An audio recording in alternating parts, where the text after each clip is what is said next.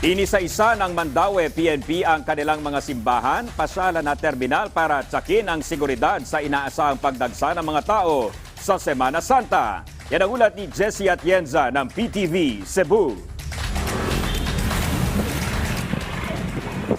Ilang araw bago ang Semana Santa, isang biglaang inspeksyon ang ikinasa ng Mandaue City Police Office.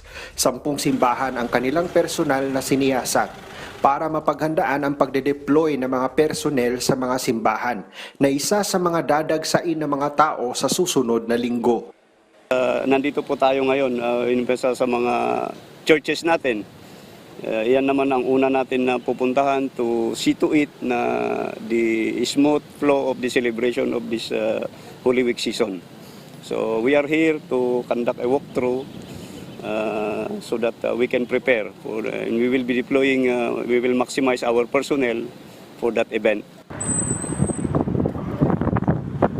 Isinama na rin sa pag-inspeksyon ng MCPO ang Pahara Park na matatagpuan sa ilalim ng second bridge na nagdudugtong sa Mandaue City at Lapu-Lapu City. Puntahan rin ito ng mga nais maligo sa dagat at mamasyal. Huling pinuntahan ng PNP ang terminal ng lungsod kung saan inaasahan din ang pagdagsa ng mga pasahero. Nag-iisang terminal po natin dito sa Mandaue City na dito nagukan. So we will see to it also na yung safety and security po ng mga motorist natin is maikuan natin sila, mabantayan po natin.